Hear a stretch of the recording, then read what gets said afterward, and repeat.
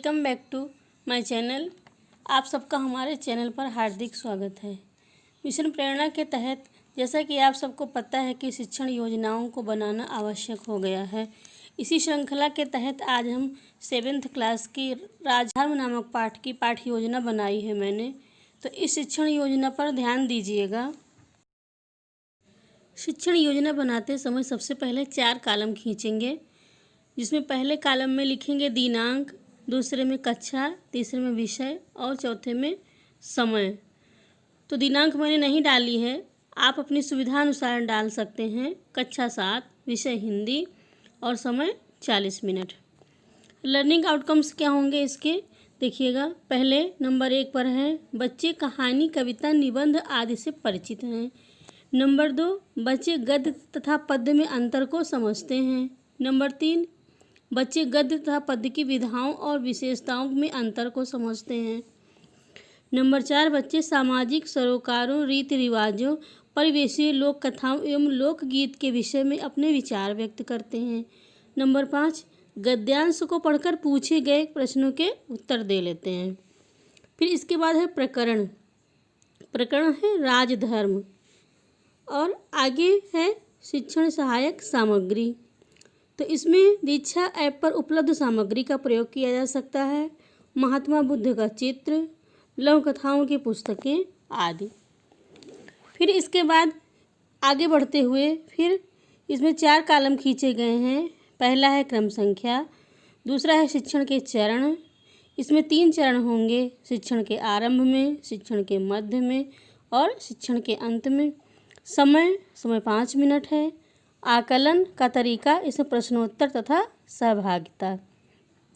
शिक्षण के आरंभ में शिक्षक अथवा शिक्षिका कक्षा में प्रवेश करती हैं, बच्चों से बातचीत का आरंभ होता है और शिक्षण की प्रक्रिया आगे बढ़ती है। बच्चों से शिक्षिका पूछती हैं कि एक अच्छे व्यक्ति में क्या गुण होने चाहिए। बच्चे इस प्रश्न का जवाब देते हैं। फिर अगला प्रश्न होता है एक महान राजा के गुण बताइए। और इसके बाद शिक्षक अथवा शिक्षिका बताती हैं कि बच्चों आज हम राजधर्म नामक पाठ पढ़ेंगे और जानेंगे कि राजा का व्यवहार और आचरण कैसा होना चाहिए। राजा के आचरण और व्यवहार से संपूर्ण राज्य और प्रजा का जीवन प्रभावित होता है। ये सब बातें बच्चों के साथ की जाएंगी। परिचर्चा एवं अवलोकन, यह आकलन का तरीका रहता है। फिर शिक्षण के दौरान का चरण आता है। इसमें समय होता है 20 से 25 मिनट। बच्चे ध्यानपूर्वक सुनते हैं और पूछे गए प्रश्नों का जवाब देते हैं। तो शिक्षण के दौरान शिक्षिका अथवा शिक्षक का कार्य होता है, वो बच्चों से बातचीत करती हैं अथवा करते हैं। फिर पूछते हैं बच्चों आज हम राजधर्म पाठ का सारांश बताएंगे। प्राचीन समय में वाराणसी में ब्रह्मदत्त एक धर्मपरायण और न्यायपरायण राजा था। उसके राज्य में बोधिसत्व ब्राह्मण कुल में पैदा हुए। वह हिमाचल प्रदेश में तपस्या में लीन रहते थे। वो बहुत ही विवेकशील राजा थे। राज्य में भी ऐसा कोई व्यक्ति नहीं था जो राजा को उनके दोष बताए। एक दिन राजा घूमता हुआ बोधिसत्व के आश्रम में पहुंचा। बोधिसत्व को प्रणाम करके चुपचाप बैठ गया। बोधिसत्व द्वारा दिए गए मीठे और स्वादिष्ट गोदे खाकर राजा ने उनके मीठे और स्वादिष्ट होने का कारण पूछा। बोधिसत्व ने बताया कि राजा के धर्मपरायण और न्यायप्रिय होने के कारण गोदे मीठे और स्वादिष्ट होते हैं। सच्चाई जानने के लिए राजा ने अधर्म और अन्याय से राज करना आरंभ कर दिया। कुछ दिनों बाद राजा फिर आश्रम पहुंचा। इस बार जो गोदे खाने को मिले वो गोदे कड़वे थे।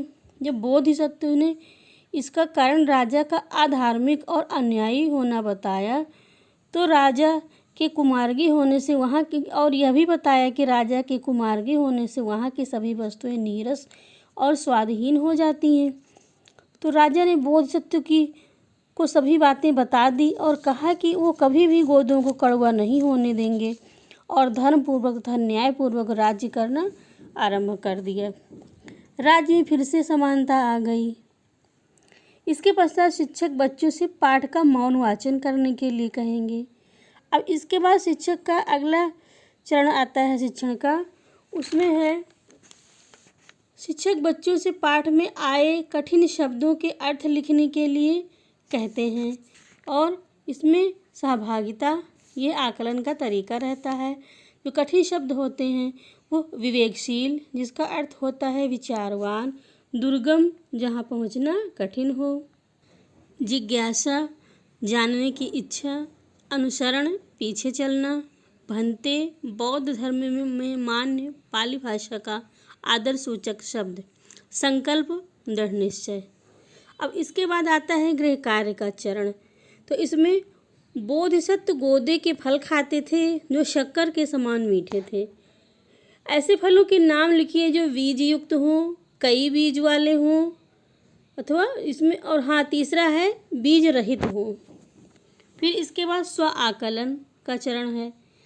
इसमें बच्चों ने पाठ का सारांश अच्छी प्रकार से समझ लिया है, ये आकलन किया गया। और अंतिम चरण है इसका आगामी कार्य योजना। तो इसमें लिखा है पाठ के शिक्षण में आई हुई समस्याओं पर विचार करके शिक्षक अथवा शिक्षिका प्रश्नोत्तर कराने की योजना बनाएंगी। तो इस प्रकार यह रही हमारी शिक्षण योजना। आपको हमारी शिक्षण योजना कैसी लगी हमारे कमेंट बॉक्स में लिखकर बताइए, और अगर अच्छी लगी हो तो इसको आप ग्रुप में शेयर करिए, लाइक करिए, और अगर हमारे चैनल पर नए हो तो हमारे चैनल को सब्सक्राइब कर लीजिए ताकि आपको जानकारी से भरी हुई वीडियो प्राप्त हो सके, और बेल आइकन ज़रूर प्रेस करें ताकि आपको नोटिफिकेशन भी प्राप्त हो सके। और आप सबका वीडियो देखने के लिए बहुत बहुत धन्यवाद। इसी प्रकार हमारे वीडियो को देखते रहें और चैनल पर बने रहें, फिर हमारी जानकारी से भरी हुई वीडियो आपको प्राप्त होगी। तब तक के लिए धन्यवाद। नमस्कार।